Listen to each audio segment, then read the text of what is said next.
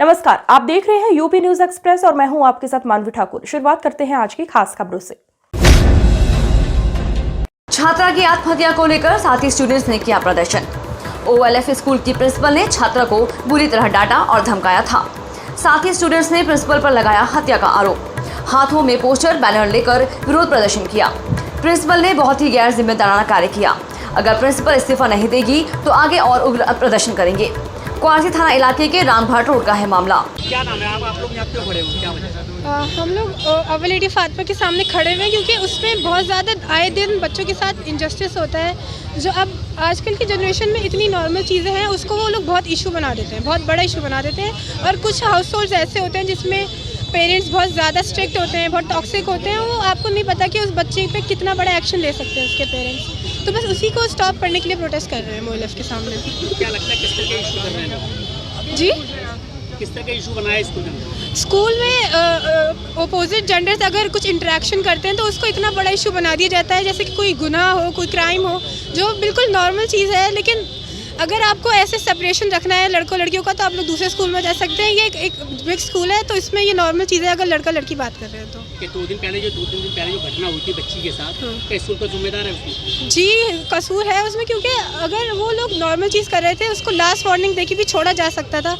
उसको एक मैच्योर वे में भी हैंडल करा जा सकता था अगर कोई काउंसलर होता तो। पर हमारे स्कूल में कोई एक एजुकेटेड क्वालिफाइड काउंसलर नहीं है जिसकी ज़रूरत है और हमारी एक डिमांड भी है।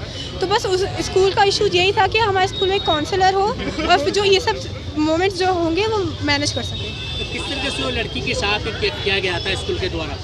जी, किस तरीके से किया गया था छात्रा के साथ? उसको आए दिन उसमें बुलाया जा रहा था। उसने सिस्टर से बोला भी क्योंकि हमें पता नहीं है किसी का हाउस होल्ड कैसा हो, किसी के पेरेंट्स कितने स्ट्रिक्ट हो, उस पर कैसा एक्शन ले सकते हैं।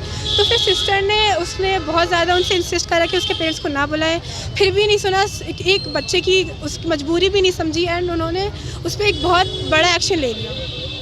तो क्या डिमांड है आप लोगों की? हम चाहते हैं कि हमारे स्कूल में क्वालिफाइड काउंसलर हो और जो ये सारी ऐसी सिचुएशंस हो हैंडल हो, आगे जाके ऐसा फिर से ना हो पाए। किस स्कूल का नाम, किस स्कूल के हैं ये? हम अव्वल लेडी फातिमा स्कूल के हैं और हम चाहते हैं कि प्रिंसिपल जो है हमारी वो रिज़ाइन कर दें बिकॉज ये लौता टॉपिक नहीं है जिससे बच्चों को प्रॉब्लम्स होती हैं। आए दिन बहुत सारी प्रॉब्लम्स हैं जो बच्चों फेस कर रहे हैं उस प्रिंसिपल की वजह से। तो हम चाहते हैं एक नया क्वालिफाइड एक अच्छा एजुकेटेड प्रिंसिपल आए हमारे स्कूल में। टीचर की टॉर्चर करने के बाद बच्ची ने ये कदम उठाया था? जी, टीचर्स उसे बुला रही थी। आप सोचिए, आप एक इतना बड़ा टॉपिक था, एक बच्ची उसको बुलाएंगे तो बच्चों के उसको अंदर डर बैठ जाएगा कि बच्चे मेरे बारे में अब क्या समझेंगे, मेरे को जज करेंगे। और टीचर उसको आए दिन बुलाई जा रही। मेरे भी छात्र यहाँ पर प्रोटेस्ट कर रहे हैं कि छात्रा का घटना हुई, क्या कहेंगे आप पेरेंट्स?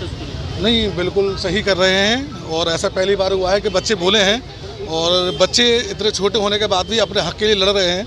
और जिस तरह से ये इशू बनाया गया है वो इशू नहीं बनाया चाहिए था ये, क्योंकि एक बच्चे ने अपनी जान दे दी है और ये बहुत एक छोटी सी घटना नहीं है।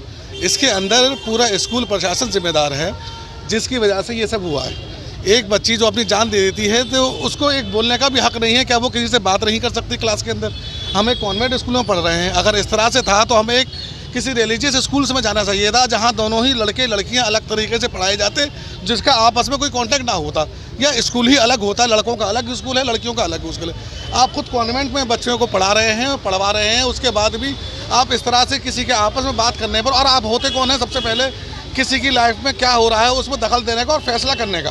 किस तरीके की घटना हुई है? नहीं, जिस तरह से सुनने में आया है और रूमर्स फैले थे और न्यूज़ आई थी कि वो लड़की ने किसी से बात कर रही थी तो उसके प्रिंसिपल ने उसको देखा और उसको डांटा, जिसकी वजह से लड़की को हैरेस किया गया बहुत ज़्यादा। और आप जानते हैं स्कूल लाइफ के अंदर जब बच्चे 9-10 क्लास में होते हैं तो किस तरह से वो अपनी लाइफ जीते हैं। क्या लगता है जिस तरह मानसिकता से दर्शाया गया है बच्चे के साथ छात्रा साथ किया गया है जी, आप एक पेरेंट्स से कैसे देखते हैं अपने बच्चों को? नहीं, इसी वजह से तो मैं आया हूँ खुद। जब मुझे पता चला कि आज प्रोटेस्ट है तो पेरेंट्स होने के नाते मैं खुद आया और अपने साथ भी और भी जो 2-3 पेरेंट्स थे उनको ला सकता था उनको भी लाया कि इस तरह का आज इनके साथ हो रहा है, कल को मेरे बच्चों के साथ भी हो सकता है। हम एक अच्छी एजुकेशन दिलवाने के लिए अव्वल लेडी ऑफ फातिमा के अंदर अपने बच्चों का एडमिशन करवाते हैं। एक यहाँ पर एक अच्छा माहौल मिलता है, लेकिन जब से ये प्रिंसिपल मैम आई हैं इस तरह की चीज़ों को बिल्कुल ख़त्म कर दिया गया है। बच्चों के ऊपर ध्यान नहीं दिया जाता है और फिजिकली बहुत ज़्यादा ही उनको मारा और पीटा जाता है। और आए दिन की ये घटना है, कुछ तो मेरे सामने भी हुई हैं। LKG क्लास के बच्चों को, छोटे छोटे बच्चों को मारा जाता है। और सबसे बड़ी वजह ये है जो इन बच्चों ने डिमांड रखी है, बहुत अच्छी डिमांड रखी है कि हमारे यहाँ एक काउंसलर, एक साइकोलॉजिस्ट, ये सब चीज़ें होनी ही चाहिए। जब आप एक अच्छे और एक आपने देखा यहाँ पर वेल रेपुटेड फैमिलीज़ के बच्चे ही पढ़ते हैं ज़्यादातर। इतनी बड़ी घटना का जिम्मेदार किसको मानते हैं? स्कूल प्रशासन ऑब्वियसली। क्या नाम है आप? असद। आज की खबरों में बस इतना ही। देखते रहिए यूपी न्यूज़ एक्सप्रेस। नमस्कार।